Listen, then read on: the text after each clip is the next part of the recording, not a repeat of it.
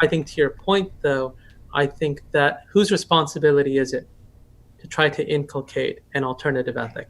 Who's Yeah. going to take on the responsibility?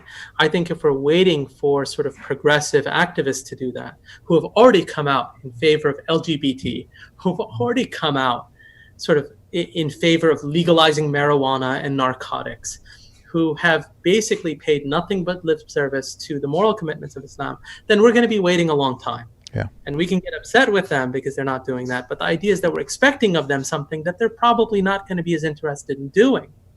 And if the only thing that we're going to do is critique and condemn them without having a positive vision of how people can understand things in the world today, then I think what we're doing is we're actually recapitulating the problem that already exists, which is the problem of dislocation, right? Yeah. Which is leaving people again with a empty glass, right? We might say, well, that drink is unhealthy to drink and it's toxic and it's poisonous, but I'm still thirsty, Yeah. right? And you haven't given me anything that can quench that thirst, Yeah. right? You haven't seeded that field with crops that can grow. And this is, I also think that to a large extent, this is part of what the sort of intellectual program of the modern West does, because it is so obsessed with people participating at a sort of distance with their subject matter, right? This is what academia does. It's all about critique. It's so engrossed in the idea of critical thinking. There's an engrossment with it. And although critical thinking can be important to a certain extent, what happens is people get so suspicious of truth claims that they're unable to establish strong notions of truth. They're unable to figure out right and wrong. And that's why I see even organizations and institutions and individuals that are trying to address and minister to people, what they do is they present to them an Islam that is so confusing, so complex, so variegated, so pluralistic, that the average Muslim cannot take away from that what's right and what's wrong in this situation, right? Right? I mean, the abortion debate just gets so convoluted that I don't know what to believe. Right. And it sort of vindicates a person just to say, well, it's complicated, right? Yeah. And that type of critical distance from every moral issue of the day is something that many academics live with their whole life. And they feel just the pursuit itself is sort of the sacred thing. The sacred thing is just the pursuit. But the arrival at a serious destination, right, that's, that can be the sort of risk of potentially arriving at something in error, is seen as being so problematic that a person is better off just constantly being non-committal across their life.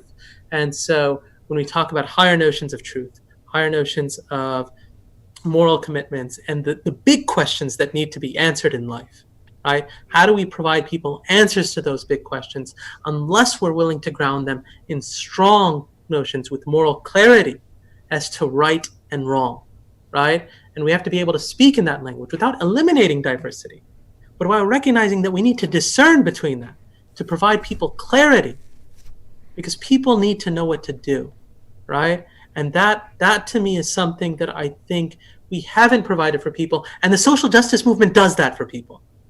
Social justice movement doesn't give them a world of ikhtilaf, right? It doesn't give them 20 opinions on what to do in this situation. It provides them moral clarity. It provides them right and wrong. It tells them how they can be on the right side of history, right? And I think far too often as Muslims, we have failed in our ministering to people precisely because we get so lost in the debates. I mean, I think there's a fetishizing today of theory, right? Sort of legal theory and theological theory, right? Usul, being a scholar of usul is seen as being very enlightened today, because you're not engaged in the subject matter of how people live their Islam, which is fiqh, right? Those are sort of the legal norms that tell us how we make wudu and marriage, divorce, and everything's involved there. Just teaching someone fiqh is seen as too uncritical an attachment.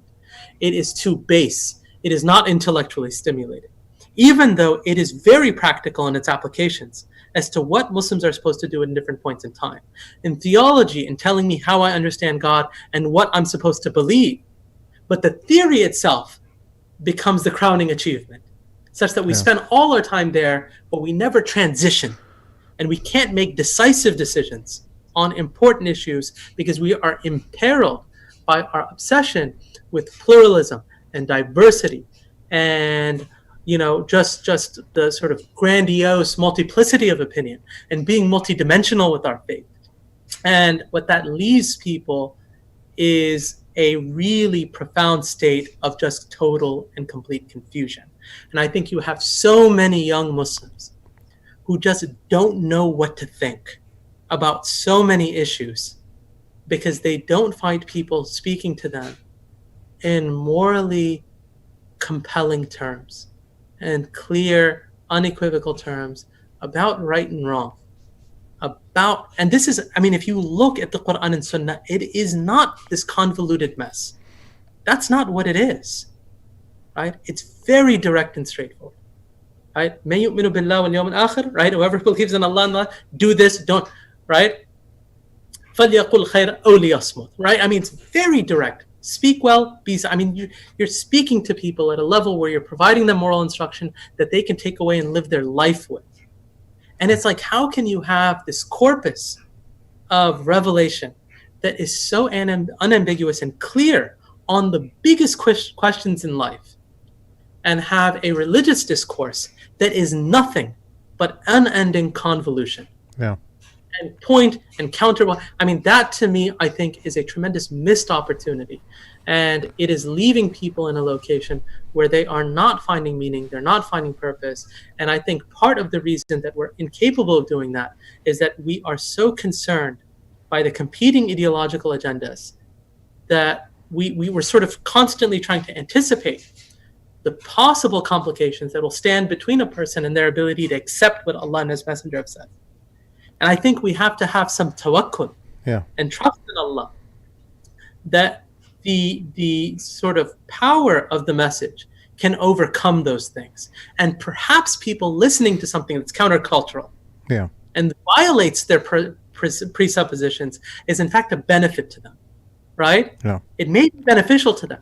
Instead of walking them off the plank, it might provide them something that is enlightening and reassuring precisely because maybe there is some truth to that, right? Maybe this feminist discursive doesn't have the last word on gender, but instead Islam is providing me a way of understanding gender that is far more serious and real and reflective of how people live their lives in a upright and ethical way.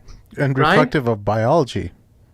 Of course. Of course. It is insanity what's taking place in these domains. This idea that we're so that we just feel this sort of lack of confidence, and I think it's very unfortunate what's taken place, and I think we have an opportunity in front of us to take that high ground and to use it for our advantage. And I think there's so much we can talk about today. Talk about pornography today. This is the single largest pastime of the average American. Maybe the single largest pastime of the average male in the world today. And yet there's nothing more dehumanizing than that to women. It is the complete animalizing and objectifying of women that is on display in those types of arenas. And yet it is proliferating and burgeoning at levels that is creating untold sexual dysfunction that people can't even have relationships with one another. You talk about the collapse of the family, right? And we for whatever reason, I feel like Muslims feel that they can't speak to these issues, and I don't know why. I don't know why we don't have a confident assertion and articulation of these issues, especially given how real they are to the average Muslim. Yeah, right. Absolutely, and we entrench them in debates that have no bearing on their lives. Right? Yeah.